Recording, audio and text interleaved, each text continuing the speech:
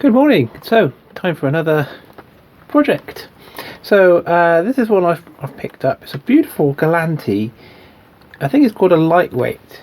I think it's quite a striking 3-voice on the treble side, so 2 middle and the low, and it's got 4 voices on the bass side.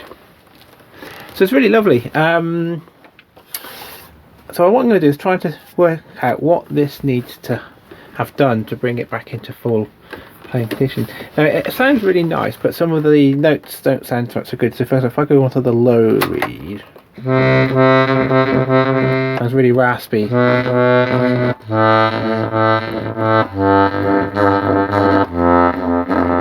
So definitely the lower notes on the low reed are raspy.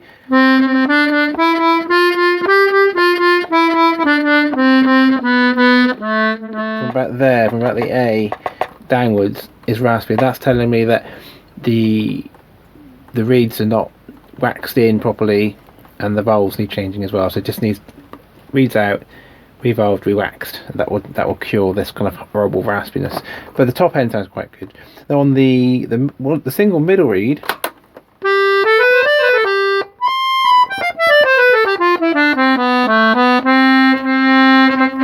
there's a couple of notes which is not quite right.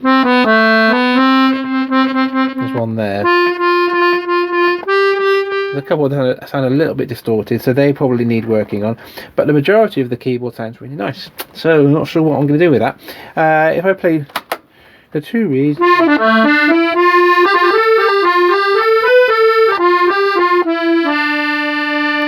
it sounds really, really nice. A few little notes there. So that sounds really nice. If I play the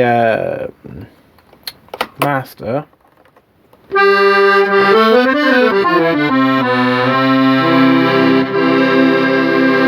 again it sounds nice, but because some of the low notes were raspy on the low reed, that's kind of transferring into the master setting when you're playing the low reed and the 2 middle ones. So my thinking is that definitely the low reed set needs to be worked on, particularly up to about that A. The middle reed set sounds quite nice, but there's a couple of notes that are not quite so good. And on the bass side, let's have a look. Let's have a look what's going on here.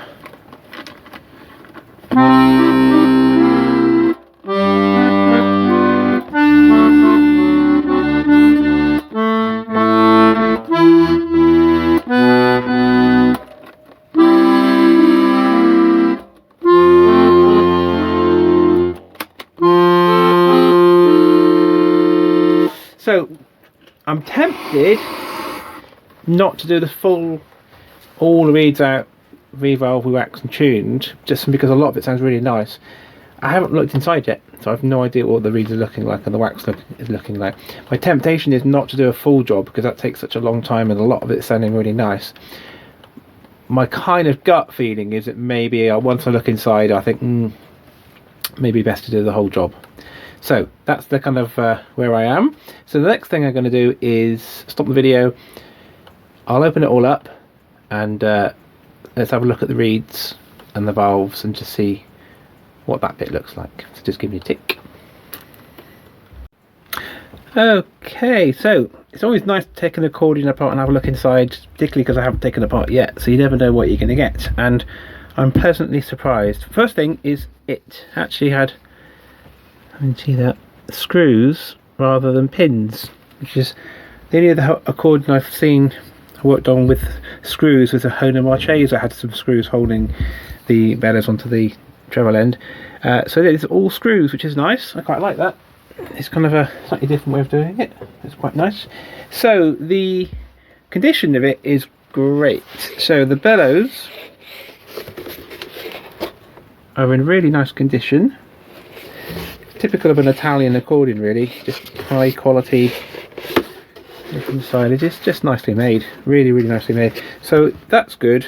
The bellows gasket looks like it needs changing, really. It's all right, but I could make it nice and tidy and give it a good clean up. So the bellows are absolutely great, but I'll put a new bellows gasket on the bellows, and just that should be fine. And so the bass side, So the brilliant thing about this is everything is really clean. So the reeds are pristine. I can't see any rust on the reeds. They all look really shiny, and the valves, which are leather, they look really fresh. But the only problem is that they're not lying flat. Well, a lot of them are not lying flat. So if I go around this way, you can see they're starting to poke up. There we go. So in all honesty, I don't think I can just do a little bit of fixing on that. I think I would take them all out, revolve them and re-wax them, simply because it looks like these are the ones that are in from new, and this is probably 50 years old. So I think they've got to come off, really. So that's my gut feeling was correct. I think I've got to do the whole job. Now looking at the treble side, again, it's really encouraging because I can just the reeds look in fantastic shape. If you can see that if I just bring it in a bit closer, they are not, the valves aren't lying flat, so they are poking up. But the actual reeds are really clean. The inside's really clean. So that's a really good sign. It's a sign that this hasn't been in damp and hasn't been kind of like just left in a loft or something to go mouldy. There's no smell or anything, so it's a really lovely condition. It just hasn't been worked on for 50 years, which is okay. I haven't been worked on much, and I'm 50 years old, so there we go. So what I'm going to do is do a full job on this beauty, and it's definitely worth it. It's a high quality Italian accordion. Everything is really nice and clean. So it's a big job. All these got to come out. All those got to come out. I will assess the pallets and the facings on the pallets as well, and just make sure they're in good shape. So yeah, it's going to be quite a big one, this one. So I will get cracking. Now, a lot of the things I'm going to be doing, taking the reeds out of the reed blocks, cleaning them, revalving, waxing, is things I've done on other videos. So I won't necessarily do a video on every little step, because I have done those before. But when I get to a bit, significant points of the restoration, I'll do those little videos of things that have come up which are interesting or worth seeing. I'll do that. So that's it for this video. A good starting point, a nice accordion, and I'll get cracking on the reeds, start with the treble side, and I'll pop some little videos up showing the progress as it's going along. But yeah, I'm quite encouraged with this one. So there we go. And it also just reaffirms what I've said before.